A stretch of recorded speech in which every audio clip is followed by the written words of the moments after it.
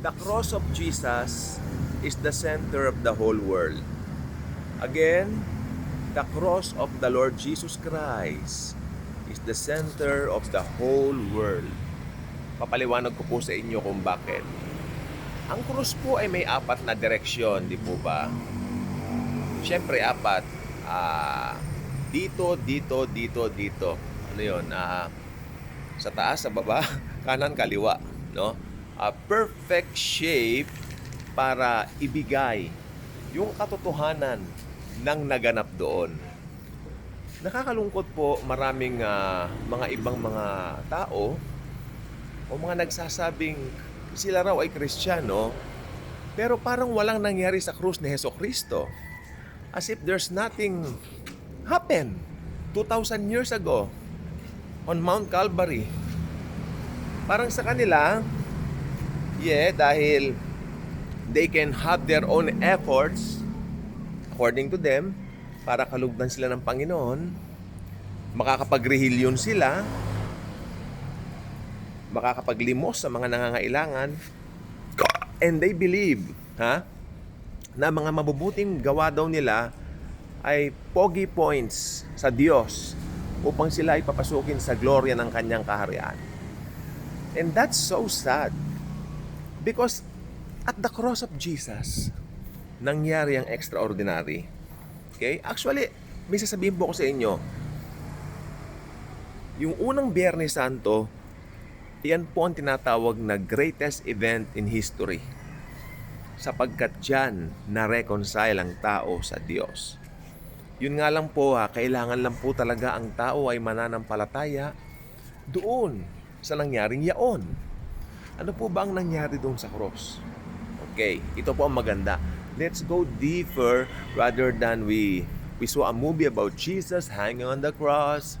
Sinasabi niya yung 7 huling pangungusap niya. Okay, laliman po natin. Nung nakapako ang Panginoon sa krus ng Kalbaryo, ang buong anghel sa mga langit, or should I say, ang buong mga anghel sa kalangitan ay nag-iiyakan po talaga.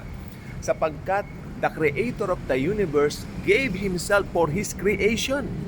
Yun po ang nangyari sa krus ng Kalbaryo. Okay? He created the world. Siya ang nag-create sa mga tao, nagkasala ang mga tao. Siya pa rin ang umako ng kasalanan ng tao. So, that is perfect love.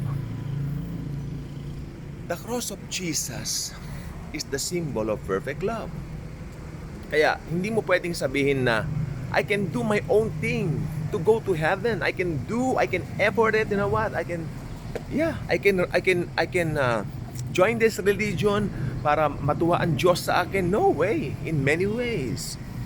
Only Jesus, His finished work on the cross is the only key para pumasok ang tao sa langit, yung kanyang dugong nabubo sa krus ng Kalbaryo.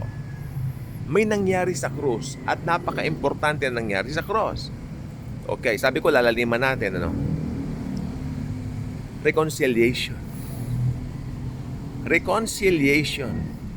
Maraming mga tao ang nangangako magkakaroon ng reconciliation, magkakaroon ng tinatawag na anong tawag dito? Tinatawag na pagbabago sa sistema, sa mundo, no? Pero nabibigo dahil hindi naman po nagagawa, hindi naman po nangyayari yung mga pangako. Pero si Jesus lamang po ang nagpapako at nang matupad po ang pangako. At ang pangako po ay totoo at nananatiling totoo hanggang ngayon. Kung sino man, ang mananalig sa Kanya, kung sino man ang lalapit sa Kanya, ay magkakaroon ng buhay na walang hanggan. Meron po nanglilimos sa akin, no? Humihingi po ng pera, no? At syempre, tayo naman po ay nagbibigay ng tulong sa mga ganyan tao. Okay? Wait lang po kausapin ko lang po siya. Pakita ko. Ano po yon? Lilimos? Hintayin mo ako dyan. Hintayin mo ako. May ginagawa lang ako, no? Sige, tapusin ko lang po to. Sige po. Diyan ka lang. So, ang Panginoon po natin, yung ginawa lang po niya sa krus ng Kalbaryo, ayan, ano po siya? Yun lang po ang mahalaga. Kaway ka. Wala na pong iba. Okay? So, since ngayon alam na po natin ang mga katotohanan ito, hindi na po tayo mali ito, hindi na po tayo mako-confuse. Kaya pag sinabi mong Jesus is the only way, we really need to mean it sa mga puso natin that Jesus alone is the only way. Hindi makakapunta ang langit sa tao sa kanyang sariling gawa. Hindi makakapunta ang tao sa kanyang pinagmamalaking relihiyon o ano man yan, na organization, institution o institutional church man yan. Hindi. Jesus alone saves. Kaya ako kung tinatanong ako, anong religion mo? Wala akong religion. I have a relationship with God through Jesus Christ, our Lord. 'Di ba? Siya lang po talaga ang nagbigay sa akin ng buhay na walang hanggan. Okay, ito po. Kaway ka. O, kaway ka. Ayun, o. Ayun. Yan po yung ating binibigyan ng ng tulong. Ano po? So, ayan lang po gusto ko po. Sandali lang ha.